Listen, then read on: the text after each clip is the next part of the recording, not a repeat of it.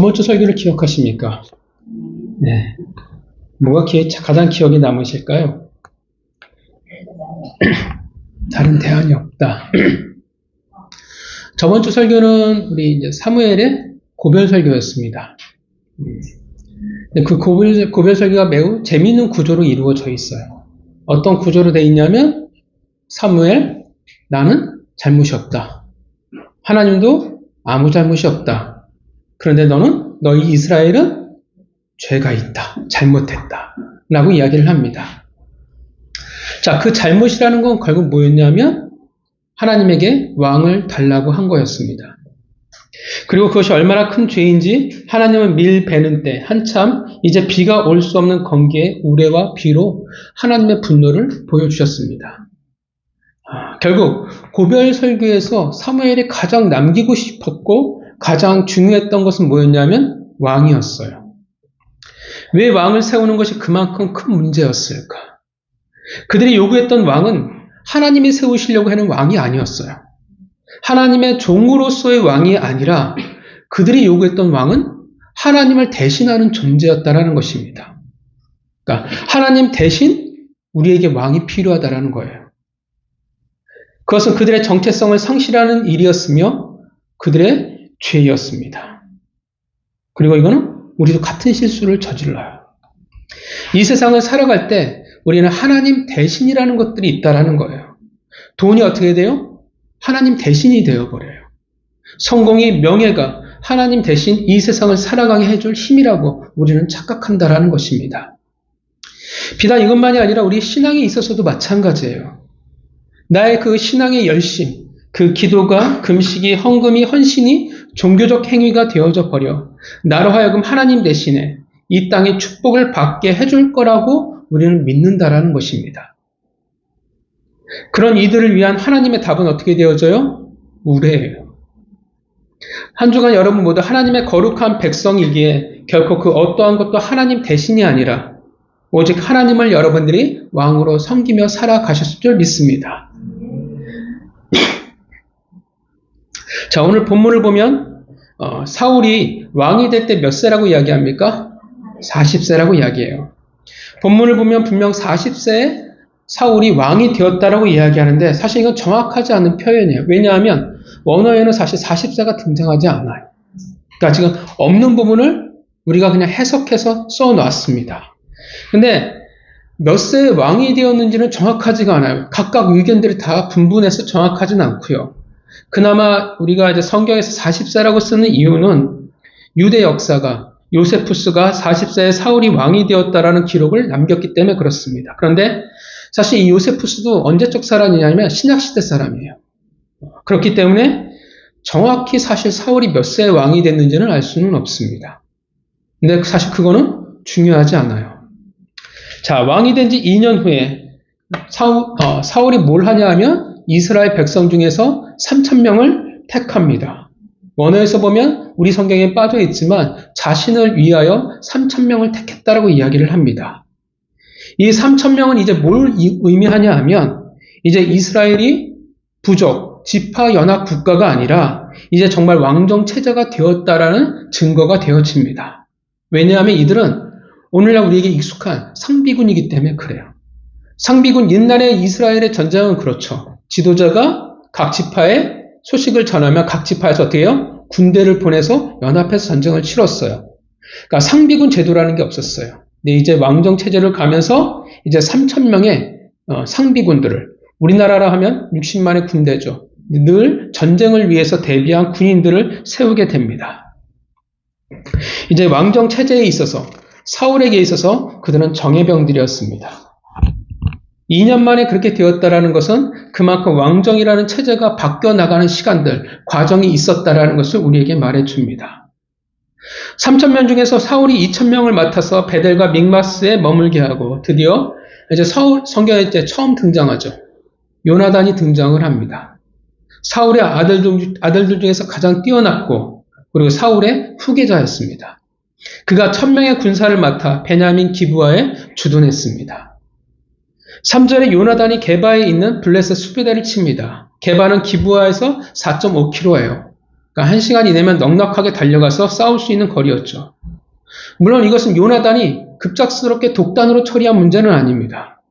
사무엘상 20장 2절을 보면 요나단이 이렇게 말해요. 내 부친이 대소사를 내게 알게 아니하고는 행함이 없나니라고 말을 합니다. 이런 말을 볼 때 사울의 명령이었음을 우리가 생각해 볼 수 있습니다. 왜 블레셋에 이스라엘이 그렇게 쳐들어가는지는 정확히 알 수는 없어요. 그냥 기브아라는 그 본거지에 너무 가까운 곳에 요새가 있기 때문에 그 기회에 처리하려고 했는지는 잘 모르겠지만 사실은 블레셋이 훨씬 더 강하거든요. 왜 그들이 먼저 공격했는지는 모르지만 이제 블레셋이 군대를 소집하게 되었고 사울 역시 상비군만으로 부족하기에 나팔을 불어 온 이스라엘에 소집 명령을 내립니다. 그리고 길갈로 집합하게 하게 하죠. 길갈은 우리가 저번 주에도 봤지만 사울이 대관식을 치렀던 특별한 장소였습니다. 그런데 막상 어떻게 해요? 전쟁이 붙으니까 블레셋의 군대가 엄청났어요. 5절을 보면 뭐라고 이야기합니까? 병거가 즉 전차가 3만이요. 기병대가 6천이요. 보병은 해변의 모래와 같다라고 표현을 합니다. 사실 이렇게 볼 때 병거가 너무 이상하게 많아요. 왜냐하면 병거는 무기로서 보면 기병대보다 더 상위에 있는 그런 무기인데 기병대보다 많다라는 것들은 좀 이상을 합니다. 그런데 중요한 것은 어쨌든 블레셋의 군대가 이스라엘이 사울이 어떻게 할 수 없을 만큼 어마어마했다라는 것입니다. 블레셋이 mikmas의 진을 쳤고 이를 본 이스라엘은 어떻게 합니까? 6절에 그들이 숨어버리기 시작합니다. 6절부터 7절을 보면 이스라엘 백성들의 반응이에요. 숨을 대로 숨어버렸고요. 어떤 이들은 또 어떻게 하냐면 아예 요단강을 건너서 동편으로 도망을 가게 됩니다. 2년 전에 암몬 왕 나하스와 싸울 때와 어떻게 돼요? 정반대의 모습을 지금 보여주고 있습니다. 재밌는 것은 성경을 보면 이 전차와 기병대를 이스라엘 백성들이 어떻게 대하느냐에 따라서 그 시대의 신앙의 수준을 우리에게 말해줍니다. 그러니까 신앙이 좋으면 어떻게 해요? 병거고 기병대고 상관이 없어요. 근데 신앙이 안 좋으면 병거와 기병대에 아무 힘도 못 쓴다라는 겁니다. 그리고 대단한 것은 사울이 버텼어요. 8절을 보면 사울이 누구를 기다리면서 버티고 있었냐 하면 사무엘을 기다리고 버텼습니다. 사무엘이 며칠 후에 온다고 얘기했냐면 7일 후, 1회 후에 온다고 이야기했습니다. 그래서 사울이 기다리는데 문제는 뭡니까? 우리가 너무나 잘 알듯이 7일이 되도록 사무엘이 도착하지 않는다라는 겁니다. 그 사이에 이제 백성들이 군대가 흩어지기 시작합니다. 안 그래도 전쟁이 어떻게 해요? 철저히 열세예요. 근데 이제 점점점 그 가능성이 더욱더 희박해져 가고 있습니다. 그래서 사울은 급히 번제와 화목 제물을 가져다가 제사를 지내게 됩니다. 그리고 정확히 번제를 드렸습니다. 그리고 번제를 드리자마자 어떻게 돼요? 그렇죠. 성경에서 원어에는 흰내라고 표현되어 있어요. 흰내는 보라예요. 갑자기 어떻게 해요? 번제가 끝나자마자 하나님이 말합니다. 보라. 그리고 사무엘이 등장을 합니다. 마치 짜놓은 것처럼 기가 막힌 타이밍이었습니다. 또한 이 제사가 끝나자마자 사무엘이 등장했다라는 말은 어떤 의미가 되냐면 사무엘이 말한 대로 7일째 사울에게 왔다라는 의미가 되어집니다. 그러니까 사무엘은 어떻게 해요? 약속을 지킨 거예요. 그러나 불행히도 사울은 지키지 못했습니다. 불순종을 했어요. 사울이 사무엘을 영접합니다. 아무렇지도 않게 문안을 합니다. 11절 사무엘이 사울의 죄를 지적하죠. 뭐라고 이야기합니까? 11절 같이 읽어볼까요? 읽어보겠습니다. 시작. 사무엘이 이르되 왕이 행하신 것이 무엇이냐 하니 사울이 이르되 백성은 내게서 흩어지고 당신은 정한 나라에 오지 아니하고 블레셋 사람은 mikmas에 모였음을 내가 보았으므로. 사무엘이 사울의 죄를 지적하는 거예요. 네가 도대체 뭘 했냐? 그러자 사울이 뭐라고 대답해요? 세 가지의 답을 하죠. 백성은 흩어져 버렸고 당신은 오지 않았고 블레셋은 mikmas에 모여 있었기 때문에 어쩔 수 없었습니다라고 이야기를 해요. 12절에 뭐라고 얘기하냐면 부득이하여 번제를 드렸습니다라고 말한다라는 것입니다.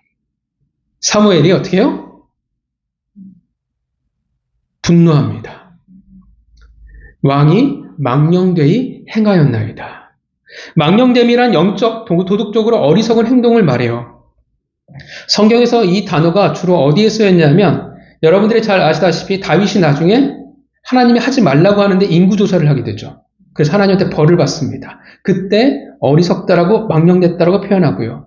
유다왕 아사가 하나님을 의지하지 않고 아람 왕을 의지할 때 쓰였던 단어예요. 공통적으로 어떻게 돼요? 어떤 문제를 해결하는 데 있어서 하나님을 의지하지 않고 사람을 의지하고 사람의 방법을 동원할 때 망령되었다라고 사용되어졌다는 것입니다.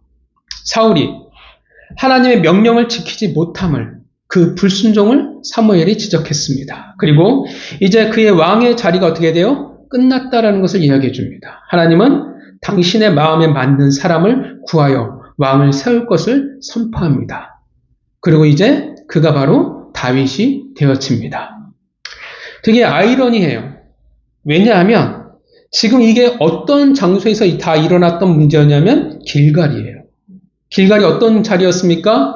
사울이 왕으로 세움을 받은 장소였어요. 근데 이제 왕에서 버림을 받는 장소가 되어버리고 말았습니다. 15절 사무엘은 일어나 기브아로 올라가 버렸고 사울은 자신과 함께한 이들의 수를 세어봤더니 어떤 일이 벌어졌냐면 상비군, 정규군 3,000명 중에서 단 600명만이 남은 상황이 되어져 버리고 말았습니다. 자신이 뽑았던 특별한 사람들인데 5분의 4가 도망쳐버리고 말았어요. 자, 오늘 본문은 뭘 말할까요? 사울이 뭘 잘못했길래 이 정도 하나님과 사무엘이 지금 분노하고 있을까요? 여러분 어떻게 생각하세요? 사무엘이 좀 약간 오버하는 걸까요? 한 번 정도 실수할 수 있지 라고 혹시 생각이 되십니까? 무엇 때문에 망령되었다라고 책망을 받았을까요? 왜? 그는 하나님에게 버림을 받았으며 왜 사울은 하나님에게 불순종했을까요? 당장 가장 중요한 문제는 뭐로 보입니까? 오늘 본문에서 가장 확실하게 드러나고 있는 것은 제사의 문제가 드러나고 있습니다. 우리 다 알고 있잖아요. 그죠? 워낙 유명한 본문이기 때문에 우리 모두 다 말씀을 설교를 들어본 적이 있습니다. 제사는 매우 상식적이지만 왕이 드릴 수가 없습니다. 제사는 오직 하나님이 선택한 사람만이 드릴 수가 있었습니다. 잘 아시지만 이스라엘 백성들의 이스라엘이라는 그 나라의 왕정 제도는 주변의 다른 나라의 왕정 제도와 분명 차별을 두고 있습니다. 다른 나라는 절대 군주의 개념이에요. 절대 권력의 중심에 왕이 있지만 이스라엘은 달라요. 절대적인 권력은 오직 누구만이 가지고 있냐면 하나님이에요. 왕은 단지 어떻게 해요? 왕이라고 하지만 하나님의 통로로서만 존재할 뿐이라는 것입니다. 그 말은 어떤 뜻이 되어지냐 하면 그 말은 철저히 누구 말에 따라야 하냐 하면 왕일지라도 하나님의 말씀에 따라야 하며 그 하나님의 말씀을 전하는 자에게 즉 사무엘에게 어떻게 해요? 왕일지라도 순종을 해야만 했습니다. 왕일지라도 어떻게 해요? 하나님이 주신 그 영적인 권위를 넘어설 수가 없었어요. 왜냐하면 사울에게 하나님이 그것을 주시지 않았기 때문에 그렇습니다. 그런데 사울이 어떻게 해요? 그것을 무시하고 제사를 드려버립니다. 하나님의 말씀을 무시했고 결국 그것은 하나님의 법을 무시한 것과 다를 바가 없습니다. 더 중요한 게 있어요. 더 중요한 것은 뭐냐면 지금 사울이 이 제사를 어떻게 바라보고 있냐라는 거예요. 여러분 하나님이 왜 제사를 주셨을까요? 5가지 제사가 뭔지 기억하시죠? 첫 번째 번제, 소제, 화목제, 속건제, 속제제 5가지의 제사를 주셨어요. 왜 주셨냐 하면 결국은 하나님과 어떻게 해요? 이스라엘 사람들의 백성의 관계를 위해서 주신 거였습니다. 죄를 씻어내고 헌신하고 충성하고 화목하기 위해서 즉 거룩한 관계를 맺어나가기 위해서 주신 게 제사였습니다. 여전히 오늘날 우리 예배가 그렇습니다. 그렇게 중요한데 지금 사울은 그 예배를 하나님과의 거룩한 관계를 지금 무엇을 위해서 사용하고 있냐라는 것입니다. 여러분 사울이 지금 제사를 드리는 목적이 뭐예요? 그렇죠. 전쟁이었어요. 하나님께 제사를 드림으로 번제니까 헌신하기 위해서 하나님과의 거룩한 관계에서 예배를 드리지 않는다라는 거예요. 12절에 여호와께 은혜를 간구하지 못하였다라고 그럴듯하게 말하지만 실상 8절 사울이 뭘 보고 있습니까? 8절에 뭘 보고 있어요? 백성이 사울에게서 흩어지는지라. 그 당시 이스라엘 백성들의 전쟁은 하나님께 먼저 뜻을 구해야 돼요. 그리고 제사를 드림으로 전쟁이 시작이 됐습니다.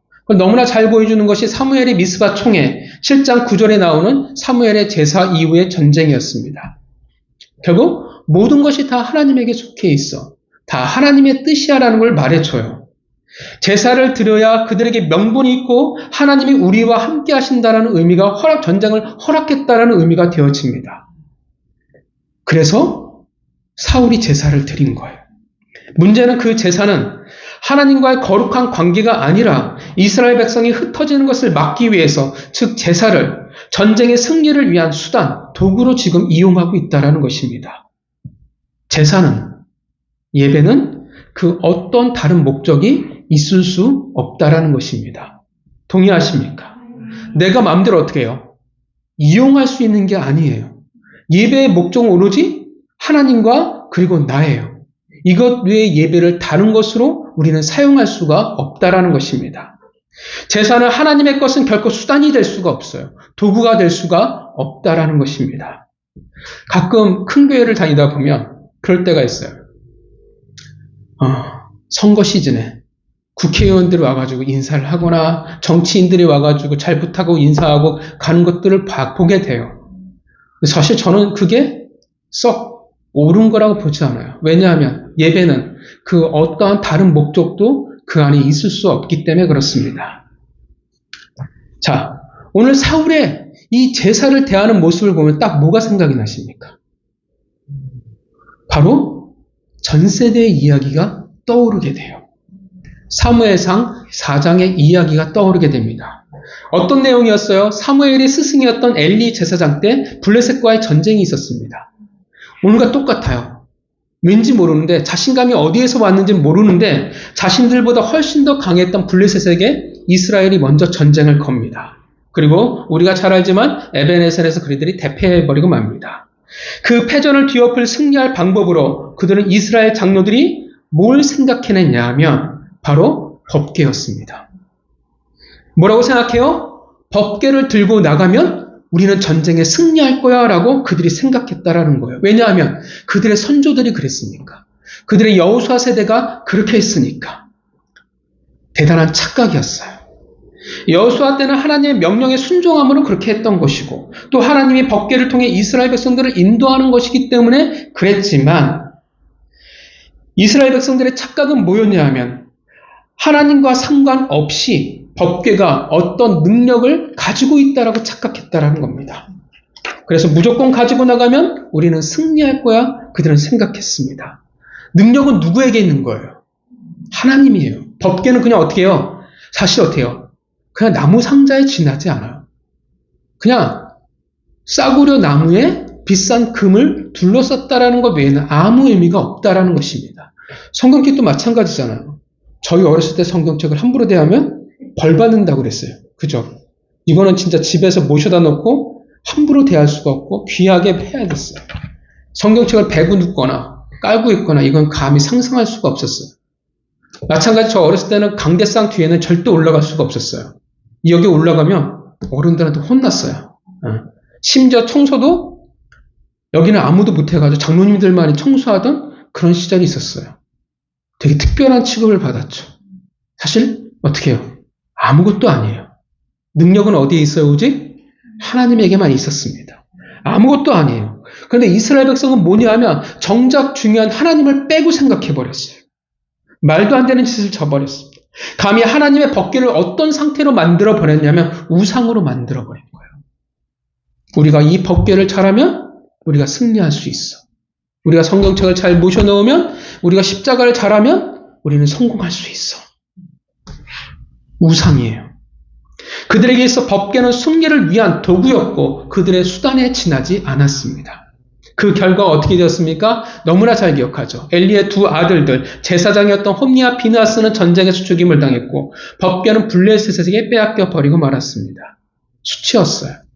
결국 홀로 법궤가 블레셋을 박살낸 후에 돌아올 때까지였습니다. 지금 사울이 하는 것이 어떤 짓이에요? 엘리 때와 똑같은 실수를 지금 어떻게 해요? 반복하고 있는 거예요. 하나님의 제사를 어떻게 해요? 나의 승리를 위해서 지금 사용하고자 하는 거예요. 수단으로 삼아버렸어요. 제사 자체의 능력과 힘이 있는 것이 아닌데 똑같이 하나님을 잊어버리고 제사를 수단과 도구로 결국 제사를 우상으로 만들어버리고 말았습니다. 단지 똑같은 일을 저질렀다에 끝나는 것이 아니에요. 왕이 했어요. 그 말은 어떤 의미가 되어져요? 과거로 다시 돌아간다라는 의미가 되어집니다. 왜냐하면 리더가 그렇게 했기 때문에 그래요. 리더의 영향력이 있기 때문에 그래요. 왕이기 때문에 어떻게 해요? 지금까지 사무엘이 평생 쌓아왔던 그 모든 것들을 다 무너뜨리고 한순간 다시 영적 암흑기로 되돌아가 버린다는 것입니다. 그러하게 하나님의 입장에서, 사무엘의 입장에서 얼마나 기가 막히겠습니까?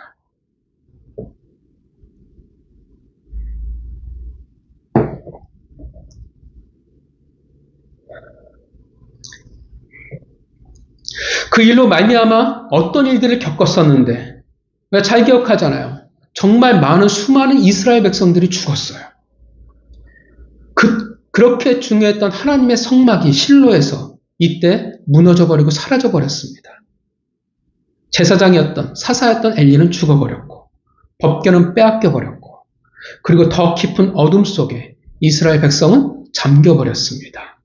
그리고 수십 년의 시간이 흘러가야만 했어요. 그런데 이 왕이 세운 지 얼마 안 되는 왕이 2년 만에 다시 그 어둠의 역사로 이스라엘을 지금 끌고 들어가고 있다는 것입니다. 분명 12장에서 하나님이 사무엘에게 통해서 말씀하셨어요. 사울에게. 12장 15절. 재미있는 표현이에요. 12장 15절을 볼까요?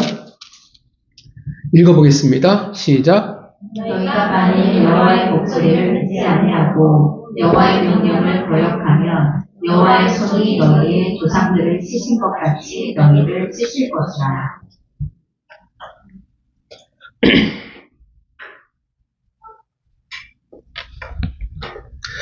하나님께서는 분명 이스라엘 백성에게 지금 경고하고 계신다라는 것입니다. 14절 한 번 더 읽을까요? 읽겠습니다. 시작. 너희가 만일 여호와를 경외하여 그를 섬기며 그의 목소리를 듣고 여호와의 명령을 거역하지 아니하며 또 너희와 너희를 다스리는 왕이 너희의 하나님 여호와를 따르면 좋겠지만. 재미있는 표현이죠. 너희를 다스리는 왕이 너희의 하나님 여호와를 따르면 좋겠지만은 참 그 말은 아닐 수도 있을 거야 라고 하나님이 미리 말씀하고 계시죠. 그러면 여호와의 목소리를 듣지 않고 여호와의 명령을 거역하면 여호와의 손이 너희의 조상들을 치신 것 같이 너희를 치실 것이라. 누구 때문에 이렇게 되냐면 이제 왕 때문이라는 거예요. 그전에는 분명 책임 소재가 누구였냐면 그냥 백성이었어요. 근데 이제 책임 소재가 달라지기 시작해요. 왕이에요. 2년 만에 왕이 하나님의 말씀을 따르지 않는 상태가 되어졌어요. 제사를 우상화시켜버렸으며 다시금 이스라엘 백성을 어둠의 역사로 지금 끌고 내려가고 있다는 것입니다. 용서할 수 없는 일이에요. 특히나 사무엘 입장에서 보면 너무나 기가 막혀요. 왜냐하면 평생 어떻게 해요? 사무엘은 평생 영적 어둠과 싸운 사람이에요. 얼마나 속이 터지겠어요. 뉴스 보셨잖아요. 그죠? 어떤 일들이 벌어졌는지 아시죠? JMS 정명석. 아주 그냥 핫합니다. 90년대 중반인가 후반에 그렇게 깨지고 난리를 쳤는데 여전히 변함없는 것들을 우리가 보게 돼요. 근데 문제는 뭐냐면 그놈도 똑같이 기독교로 본다라는 거예요. 너무 속상해요. 얼마 전에 세종시에 일장기를 건 또라이가 하나 있었습니다. 참 광복 3.1절에 어떻게 일장기를 달 생각을 하는지 와. 근데 그 인간의 정체가 목사라는 걸 안 순간 참 한숨이 나오더라고요. 내 세대의 기독교가 바닥을 치는 것을 보고 싶은데 야, 틀렸구나. 기독교는 앞으로 더 많은 바닥으로 더 내려갈 수밖에 없구나 라는 생각이 듭니다. 어떻게 그런 인간이 목사일 수 있을까? 얼마나 교회가 더 많이 하나님의 욕을 먹어야 이 나라가, 이 백성들이 깨어날 수 있을까라는 생각이 들었어요. 평생 사무엘이 그런 것들과 싸운 거예요. 영적 어둠을 거두기 위해서 평생을 바쳤어요. 청년의 시절부터 장년의 시절까지 그의 모든 것의 인생을 바꿔서 어떻게 해요? 드디어 미스바 총회에서 블레셋을 쳐부셨고 그리고 다시금 신앙이 회복이 되었어요. 근데 다시금 이 왕이라는 것이 다시금 과거로 이스라엘 백성들을 그가 평생 돌봐왔던 양들을 끌고 어둠으로 가고 있다는 것입니다. 사무엘은 아마 미칠 것 같았을 것입니다. 오늘 본문에 되게 단호하고 그런 모습이지만 아마 저였다면 짱돌을 들고 가든지 뭔가를 하나 들고 갔을 것 같아요. 하나님이 분노하십니다. 그렇다면 왜 사울은 망령된 제사를 드렸을까요? 왜 순종하지 못했을까요? 왜냐하면 그가 봤어요. 이스라엘 병사들이 도망치는 것을 봤어요. 블레셋이 다가오고 있는 것을 봤어요. 그리고 사무엘이 오지 않는 것을 봤어요. 그가 생각하기에 이유가 있었어요. 여러분, 사실 사울도 대단했어요. 왜냐하면 블레셋의 어마어마한 대군이 쳐들어오고 그들의 병사가 흩어지고 있음에도 불구하고 며칠을 버텼어요? 7일을 버텼어요. 무려 7일을 어떻게 해요? 길가를 지켜내고 있었어요. 블레셋의 어마어마한 군대가 앞에 있는 것을 봤고 그것을 본 이스라엘 군대가 무너지는 것을 봤는데 하루하루 얼마나 피가 말렸겠습니까? 소집한 이스라엘만이 아니라 자신의 뽑은 정예였던 그 병사들마저 도망을 치기 시작했어요. 그래도 사울은 어떻게 했어요? 지켰어요. 쉬웠을까요? 당장 쳐들어오면 그 많은 블레셋의 병거와 기병대와 보병들을 어떻게 감당할 수가 있겠습니까? 상대가 안 돼요. 우리 6.25 때 경험했잖아요. 한 병사의 수첩에 그게 적혀 있잖아요. 우리에게도 탱크가 있었으면. 더군다나 무기도 블레셋은 철기 문화예요. 철기를 가지고 있어요. 근데 이스라엘 백성에는 어떻게 해요? 철기로 만든 무기는 딱 두 자루예요. 사울과 요나단이 가지고 있는 무기 외에는 이스라엘 백성들이 가지고 있는 무기는 다 청동기들이에요. 차이가 커요. 여러분, 청동기로 무기를 만들면 어떻게 되는지 아십니까? 청동기는 약해요. 여러분들이 박물관을 가서 보시면 청동기의 특징들이 있어요. 무기에. 다 두껍고 짧아요. 근데 여러분들이 잘 사극이나 이런 걸 보지만 철로 만든 검들을 보시면 다 어떻게 해요? 다 길어요. 그죠? 그러니까 짧은 단검과 긴 장검의 싸움이 될 수밖에 없어요. 상대가 되지 않는다라는 것입니다. 사울이 제대로 잠을 잤을까요? 7일 동안.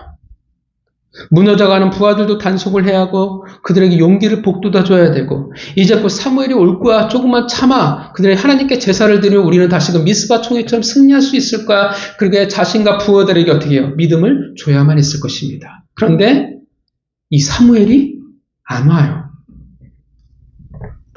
어쩔 수 없잖아요.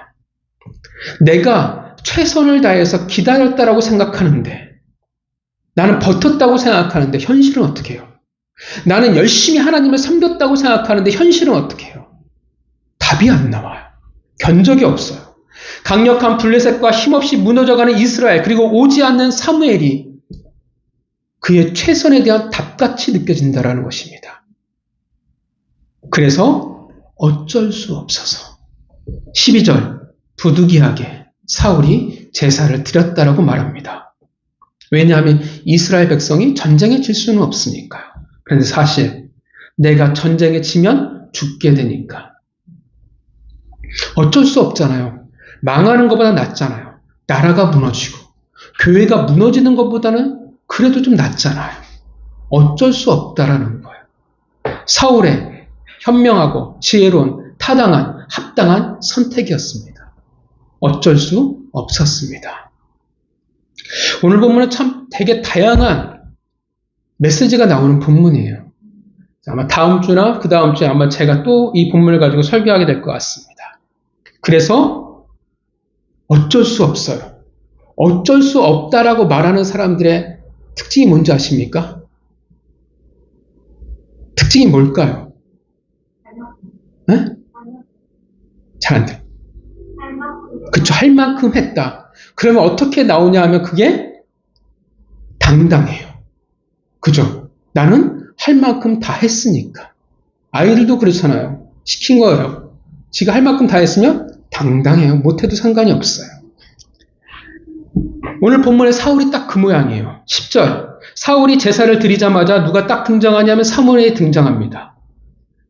앞서 말씀드렸지만 결코 7일이라는 약속, 그것을 어긴 것이 아니었어요. 보통 여러분, 바꿔 생각해 보세요. 여러분들이 사울의 입장이라 생각해 보세요. 어떠하시겠습니까? 어쩔 수 없어서 내가 상황에 겁이 나서 제사를 드렸어요. 사울이 알았을까요? 몰랐을까요? 내가 제사를 드리면 된다는 거 안 된다는 걸. 알죠. 그러함에도 드렸어요. 근데 어떻게 해요? 하필 제사가 끝나자마자 마치 약속을 한다는 듯이 어떻게 딱 하고 저기서 사무엘이 걸어 들어오기 시작해요. 그 모습을 본다면 여러분 어떤 느낌이 드시겠습니까? 반갑다는 느낌이 드실까요? 아차 싶을 거예요. 뭔가 가슴이 철렁할 거예요. 그럴 때가 있잖아요. 학교 다닐 때. 뭔가 잘못했는데 뒤에서 선생님이 나를 지그시 바라보고 있을 때. 뭔가 잘못했는데 엄마 아빠가 나를 바라보고 있을 때. 혹시 찔리시는 게.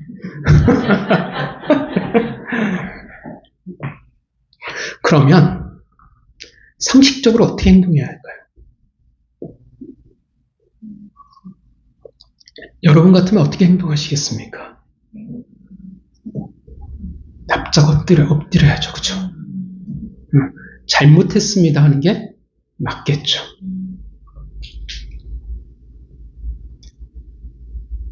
그런데 사울은 어떻게 하고 있습니까? 진짜 재밌어요. 이 인간은 진짜 재밌어요. 사무엘이 어떻게 하고 있냐면, 사울이 어떻게 하고 있냐면 10절 읽어볼까요? 읽겠습니다. 시작. 번제 드리기를 마치자 사무엘이 온지라 성이 나가 맞으며 도난하네. 뭐 하고 있어요? 나가서 인사하고 있어요. 저 같으면 얼음 땡이 돼버릴 것 같은데 태연하게 늘 그렇듯이 자연스럽게 사무엘에게 나가서 인사를 합니다. 흔들림이 없는 침대 같아요. 요동함이 없어요. 왜요? 왜 그럴까요? 사울이. 배짱이 좋아서 그럴까요? 왜 그럴까요? 왜냐하면 어쩔 수 없었으니까 그래요. 어쩔 수 없었다라는 건 합당해요. 타당해요. 그리고 나는 왕이에요. 문제가 없어요. 오히려 아마 인사하면서 나가면서 그런 생각을 했을 거예요. 지나 빨리 올 것이지. 사무엘이 지적을 합니다. 11절 분명 왕이 잘못이라고 지적을 해요. 그래서 사울이 어떻게 답해요? 백성이 흩어지고 블레셋 사람들 믹마스에 모였고 당신은 정한 날에 오지 않았습니다. 누구 잘못이에요? 백성이 잘못했고 블레셋 때문이었고 사무엘 당신 때문이지 않습니까? 라고 얘기한다라는 거예요. 그 말은 나는 잘못이 없습니다. 어쩔 수 없었습니다. 오히려 사무엘 보고 말합니다. 당신이 정한 날에 오지 않았지 않습니까? 그런데 사실 사무엘은 정한 날에 왔어요. 자기가 문제가 없다라는 거예요. 다 남 탓이에요. 그래서 어쩔 수 없었다라는 거예요. 부득이하게 번제를 드릴 수밖에 없었다라고 당당하게 말합니다. 당당하게 왕처럼 말합니다. 15절 사무엘이 사울을 떠나 기브아로 가버립니다. 어떤 느낌이냐면 더 이상 함께할 수가 없습니다. 12장을 기억하세요. 사울이 이스라엘 백성들을 소집할 때 이렇게 당당하게 외쳐요.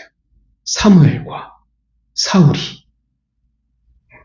함께였는데 이제는 함께 불릴 수 없는 상태가 되었다는 것을 알 수 있습니다. 근데 또 정작 사울은 뭘 할까요? 여러분 같으면 어떻게 하시겠습니까? 사무엘이 열받아서 가버렸어요. 어떻게 하실까요? 여러분들은 어떻게 하시겠습니까? 그쵸, 붙잡아야죠. 아리랑을 부르면서 가든지 발목을 잡든지 어떻게 해요? 처절하게라도 붙잡아야죠. 그런데 상관 안 해요. 13절과 13절에 보면 어떻게 해요? 무서운 말이에요. 너는 끝났어라는 말이거든요. 그런데 괜찮아요. 그만큼 지금 사울은 합당해요. 타당해요. 그런 상황에서 이스라엘을 위한 왕으로서의 내가 최선의 선택을 다했다라는 것입니다. 그래서 결론이 어떻게 되어져요? 그래서 하나님의 말씀에 순종할 수가 없다라는 것입니다.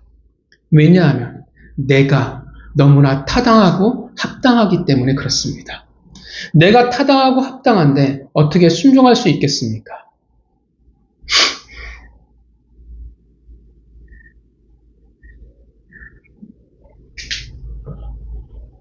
왕으로서 최선을 다했는데 어떻게 그 말도 안 되는 하나님의 방법과 때를 내가 기다릴 수 있겠냐라는 거예요. 끝까지 순종은 여러분 끝까지 가는 거예요. 끝까지 갈 수가 없어요. 왜냐하면 때와 방법은 내가 생각하기 때문에 그렇습니다. 죄송하다라고 말도 하지 않아요. 왜냐하면 자존심이 있어요. 너무나도 당연하고 타당하고 내 잘못이 아니니까 꺾일 수가 없어요. 나는 이스라엘을 위한 것인데, 물론 사실은 나를 위한 것이지만 나는 최선을 다했다라는 거예요. 타당하고 합당한데 내가 어떻게 순종하겠냐라는 거예요. 내가 그렇게 생각하지 않는데 내 최선이 여기까지였고 내가 선택한 게 여긴데 그 너머를 내가 어떻게 따를 수 있냐라는 거예요. 어떻게 끝까지 기다릴 수 있겠어요? 내가 생각한 그때에 이루어져야 되는데 그래서 기다리지 못해요. 순종은 끝까지여야 되는데 그는 끝까지 기다리지 못했어요. 오늘 보면은 사무엘이 그렇게 딱 등장한 걸 보아서라도 하나님이 지금 사울을 주목하고 계셨던 거예요. 진짜 너의 실력을. 여러분 기억하시죠? 그전에는 어떤 일이 있었어요? 항상 사울에게 하나님의 영이 임했었어요. 그죠? 지금은 사울이 홀로예요. 진짜 이제 실력을 볼 수 있을 때라는 것입니다. 그는 실패했어요. 여러분 기억하시죠? 순종이란 믿음과 같은 말입니다. 동전의 양면과도 같아요. 그래서 믿음이 좋다라는 뜻은 내가 순종을 잘한다라는 뜻이 되어집니다. 그래서 저 집사님은 너무 믿음이 좋아, 너무 신령한 것 같아. 그런데 사실 순종 안 해요. 그러면 가짜거나 그 사람은 이미 병든 자예요. 사실 외식하는 자예요. 그렇게 보일 뿐이지 사실은 병속이 빈 강정과 다를 바가 없다라는 것입니다. 믿음과 순종은 같이 가요. 믿음이 좋은 사람은 순종을 잘해요. 이것이 다를 수가 없다라는 것입니다. 왜냐하면 믿음이라는 것이 결국 뭐로 드러나요? 순종으로 드러나요. 믿음이란 여러분 잘 기억하시지만 타당하지 않습니다. 합당하지 않아요. 적어도 우리가 보기에는 믿음이라는 것은 타당과 합당함과 거리가 멀어요. 그래서 히브리서 11장 1절 말하잖아요. 믿음은 바라는 것들이 실상이요 보지 못하는 것들의 증거니. 무슨 말이에요? 타당하지 않다라는 거예요. 합당하지 않다라는 거예요. 믿음이란 보이지 않는 것을 믿는다라고 말해요. 그 말은 우리는 사실 어떻게 해요? 믿을 수 없는 것을 믿는다라는 거예요. 그 말은 뭐냐 하면 우리가 믿는 것은 믿을 만한 것을 믿는 게 아니에요. 우리가 믿는다라고 할 때는 어떻게 해요? 믿을 수 없는 것을 믿는다라고 하는 거예요. 그러니까 믿을 만한 것을 믿는 것은 믿음이 아니에요. 그건 당연한 거예요. 당연한 건데 그걸 어떻게 믿음이라고 이야기할 수가 있겠어요? 나는 내 생각으로는 도저히 믿어지지 않는데 나는 믿을 수 없는데 믿는 것을 믿음이라고 이야기를 합니다. 순종도 마찬가지예요. 도저히 내 상식적으로는 저게 맞지가 않아요. 도저히 할 수 없어요. 말도 안 되는데 어떻게 해요? 믿으니까 내가 한다라는 거예요. 할 수 없는 것을 하는 걸, 내 자신을 꺾고 하는 것을 우리는 순종이라고 이야기를 합니다. 그러니 당연히 타당함과 그 합당함의 자존심에 빠져버린 자들은 어떻게 해요? 이것이 가능할 수가 없어요. 그들에겐 자신의 기준과 상황을 통해 모든 것을 결정하기 때문에 그래요. 사울은 자신이 바라본 그 상황을 통해서 어떻게 해요? 그의 합당함과 타당함을 만들어갔어요. 하나님의 방법과 하나님의 때가 아니라 결국 이 세상의 방법과 때로 갈 수밖에 없다라는 것입니다. 하나님의 백성은 당연히 믿음과 순종일 수밖에 없습니다. 보이지 않는 것을 설사 하나님의 말씀이 당장 나에게 합당하지 않고 타당하지 않아 보일지라도 우리는 어떻게 해요? 하나님의 백성은 그것을 기준으로 살아가는 자들입니다. 믿으십니까? 노아의 방주 아시잖아요. 하나님이 너 언제쯤 비가 올 거니까 방주를 만들어라고 말씀하셨을까요? 하나님의 명령은 참 불친절해요. 다 안 알려주세요. 그냥 만들어가 전부였어요. 노아는 평생을 순종하며 그렇게 살아갔습니다. 아브라함도 마찬가지죠. 여러분 수련할 때 기억하시죠? 아브라함에게 하나님이 명령하셨던 말씀. 본토 친척 아비의 집을 떠나 내가 내게 지시할 땅으로 가라. 문제가 있죠. 이사를 해야 되는데 이사할 집을 안 가르쳐 주셨어요. 그냥 내가 내게 지시할 땅이었어요. 그것을 두고 믿음으로 떠난 거예요. 아브라함의 인생이 그랬잖아요. 이삭이 그랬잖아요. 이삭은 어떻게 해요? 도저히 날 수 없는 아들이었습니다. 믿음이었어요. 믿으면 그 시간을 순종하며 살아갈 수 있는 것입니다. 그래서 믿으면 우리는 끝까지 가는 것이 맞습니다. 내가 이 정도 했으니까 됐어라고 끝내는 게 아니라는 거예요. 내가 기준이 아니에요. 내 기준, 내 상황, 내 타당함, 내 합당함, 내 자존심이 중요하지 않게 되어진다라는 것입니다. 사울이 여기서 실패해버리고 말았습니다.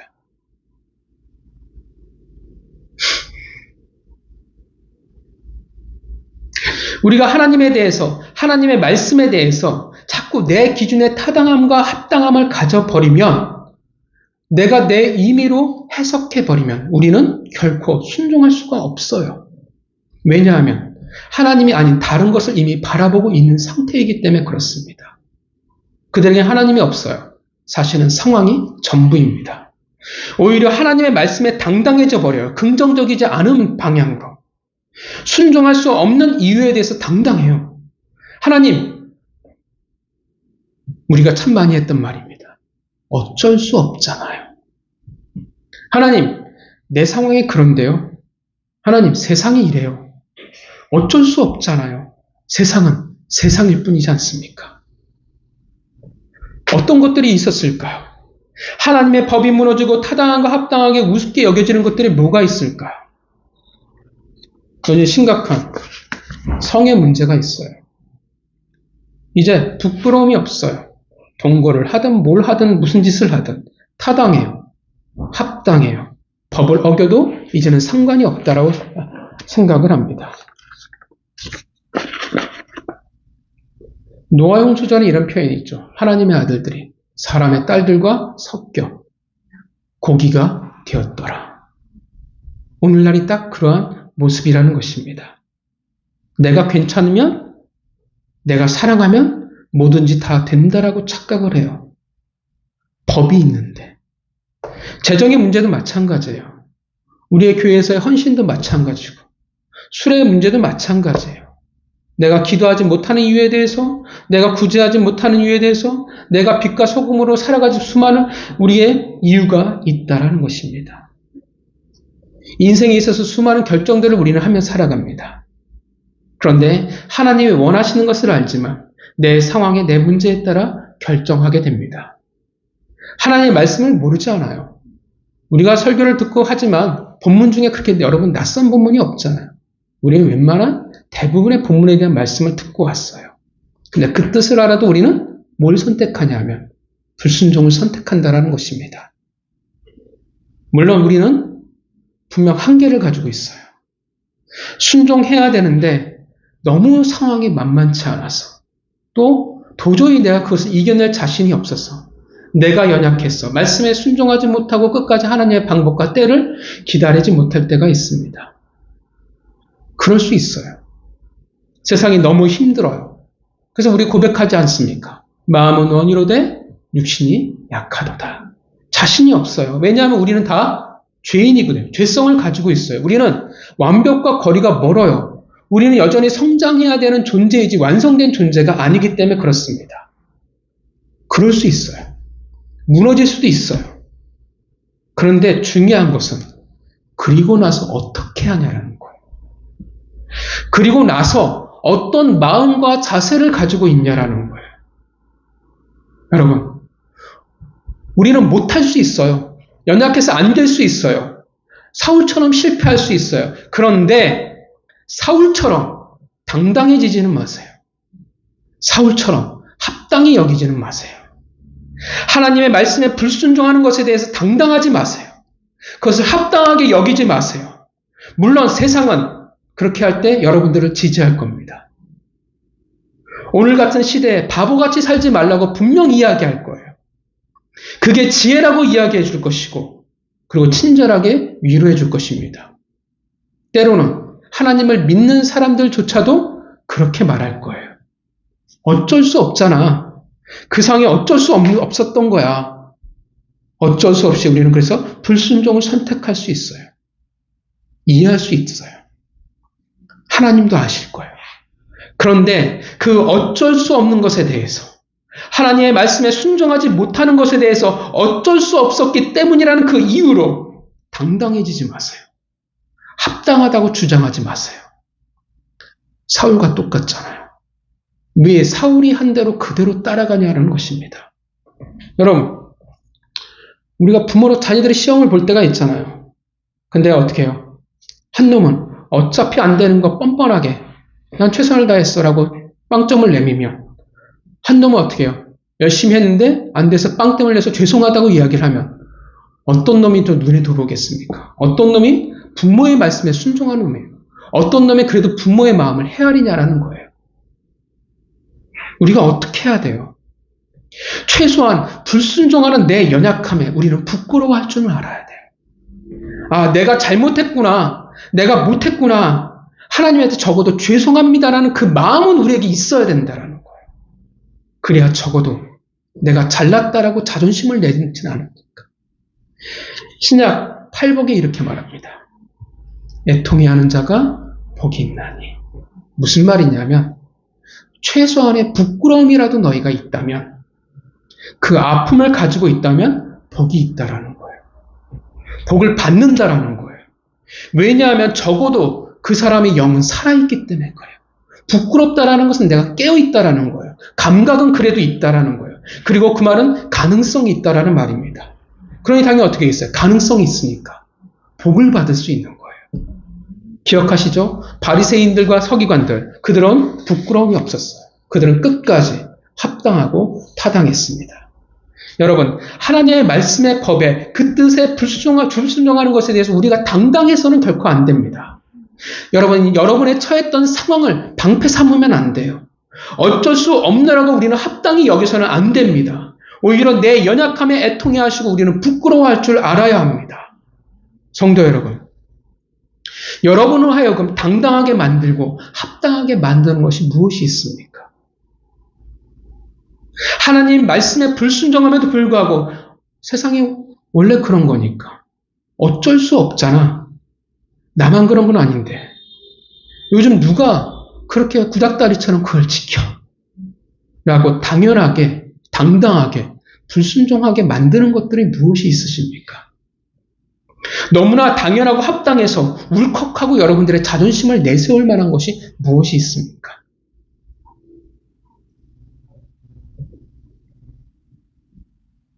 사울이 왜 이렇게 당당하고 합당할까요? 그의 자존심을 왜 이렇게 꺾지 않을까요? 하나님이 직접 사울에게 말씀하셨으면 사울이 까불지는 않았을 텐데. 그런데 지금 하필 하나님이 말씀하시지 않고 누가 말하고 있어요? 사무엘이 말하고 있어요. 그래서 싫어요. 난 왕인데. 낮아지기가 싫어요. 하나님은 순종을 훈련시키실 때 하나님 당신이 맨투맨으로 하시지 않습니다. 반드시 어떻게 해요? 사람을 통해서 훈련을 시켜요. 특별히 당신이 세운 자들을 통해서 하십니다. 하나님이 세우신 공동체의 특징이에요. 두 공동체가 가정과 교회입니다. 특징이 그 공동체 모두에 하나님이 세우신 권위자가 존재해요. 가정에는 부모가 존재합니다. 교회에는 목회자가 존재를 합니다. 하나님이 세운 권위자들이에요. 그들을 통해서 뭘 가르치냐면 순종을 가르쳐요. 가정에서는 부모를 통해 순종을 가르쳐 가고요. 교회에서는 목회자를 통해서 하나님의 순종을 가르쳐 나가십니다. 그러면 제일 잘 드러나요. 사람과 사람이 마주했을 때 그 사람의 진짜 실력이 적나라하게 드러나기 마련입니다. 그래서 순종을 교회에서 가르치고 순종을 요구하는 거예요. 목회자가 뭘 잘나서 순종을 요구하겠어요. 그것이 목회자의 역할이기 때문에 그래요. 그렇게 성도들을 순종하는 하나님의 백성으로 키워나가는 것이 목회자의 사명이기 때문에 그렇습니다. 그래서 내가 인격적으로 훌륭한 것이 아니라 하나님이 나에게 그런 역할을 주셨기 때문에 여러분들은 저에게 순종하셔야 됩니다. 물론 정명석 같은 것을 말하진 않습니다. 왜냐하면 목회자가 순종을 요구할 때는 반드시 전제 조건이 붙어요. 그 목회자가 하나님과의 올바른 관계 가운데 있어요. 실수는 반드시 해요. 그럼 어쩔 수 없고 연약함은 있지만 그 목회자는 반드시 말씀에 있어야 돼요. 그래서 말씀 외의 것들을 순종을 요구할 수는 없는 거예요. 그러면 교주가 되어버립니다. 혹시 이런 생각할 수도 있어요. 나는 사람이 싫고 목사도 싫고 하나님이 직접 말씀하시면 나는 순종이 가능할 것 같습니다. 그런 건 다 거짓말입니다. 평소에 순종 안 하는 사람은 어차피 하나님이 나타나셔서 말씀하셔도 어차피 안 해요. 하나님이 그걸 아시니까 평소에 훈련하라고 목회자를 붙여주신 거예요. 여러분, 제가 싫고 부담스럽고 껄끄럽고 화가 날 만한 문제가 뭐를 가지고 계십니까? 제가 하나님의 말씀을 이야기하면, 법을 말하면, 여러분들에게 하나님의 이름으로 권면하면 죽기까지 듣기 싫은 것들이 뭐가 있을까요? 그 하나님의 말씀을 거부할 만큼 당당하고 합당한 자존심이 여러분들은 무엇이 있으십니까? 여러분, 어떤 것에 여러분 부딪히세요? 평소에는 한없는 인격자인데 어떤 것 때문에 여러분 발끈하십니까? 하나님 말씀에 순종하지 못하는 것들이 이유가 뭐가 있을까요? 우리는 찾아야 돼요. 내가 알아야 돼요. 당장 해결하지 못하더라도 일단 알아야 돼요. 알아야 시작할 수가 있어요. 그것을 인정하면 우리는 달라지기 시작을 합니다. 왜냐하면 중요해요. 왜냐하면 결국 그 문제로 우리는 순종에 실패할 수밖에 없다라는 것이기 때문에 그래요. 우리의 믿음은 쓰러질 수밖에 없기 때문에 그렇습니다. 우리는 사울의 전철을 밟을 수밖에 없습니다. 사울이 드려지는 그 제사가 그리고 우리의 예배가 그처럼 가치를 잃어버릴 수 있기 때문에 그렇습니다.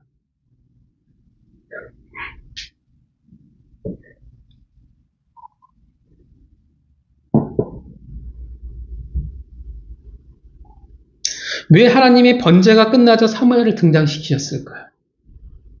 사울은 여러분 기억하시지만 번제와 화목제를 둘 다 준비했어요. 번제의 뜻이 뭡니까? 번제는 헌신이에요. 그리고 순종입니다. 그리고 화목제는 뭘 상징해요? 하나님과의 화목, 그리고 샬롬, 평화입니다. 불순종은 결국 무엇을 거부하게 되냐면 헌신을 거부한 거예요. 사울의 그 불순종의 번제는 결국 순종을 거부해버린 겁니다. 당연히 불순종하는 이들과 하나님이 화목할 수 있을까요? 없어요. 그들에게 샬롬이 임할 수가 없습니다. 그래서 불순종함으로 더 이상 헌신할 수 없다는 것이 증명이 되자, 번제가 끝나자, 사울의 헌신과 순종이 거짓이라는 것이 증명이 되자 하나님이 마침 어떻게 해요? 사무엘을 등장시키셔서 화목제를 막아버린 거예요. 받기를 거부한 겁니다. 불순종은 하나님을 기쁘시게 할 수 없습니다. 불순종은 결국 같은 길갈이었는데 수치가 굴러간 그곳에서 불순종은 다시금 수치를 만나게 합니다. 왕이 되었던 그곳에서 다시금 버림을 받게 합니다. 오직 순종만이 하나님을 기쁘시게 할 수 있습니다. 순종만이 하나님이 원하시는 방법과 그 때를 끝까지 우리가 기다리게 할 수 있습니다. 순종하는 그들이 14절에 하나님의 마음에 맞는 사람입니다. 성도 여러분, 여러분과 여러분의 가정이 그렇게 되어지기를 바랍니다. 순종함으로 하나님을 기쁘시게 그리고 끝까지 그 자리를 지키시는 하나님의 마음에 합당한 이들이 여러분이 되기를 바랍니다. 그래서 우리는 알아야 돼요. 여러분, 찾아야 돼요. 불순종함에 있어서 내게 당당한 이유들을, 어쩔 수 없잖아요. 우리가 너무나 쉽게 합당하게 여기는 것들을, 그 자존심들을 찾아야 합니다. 그리고 애통해 하시기를 바랍니다. 한 주간 어쩔 수 없다라고 타당함을 외치는 자들이 아니라 하나님의 말씀에, 그 법에 끝까지 순종하시는 하나님의 마음에 맞는 백성이 되어지시기를 주님의 이름으로 축원합니다. 기도하겠습니다.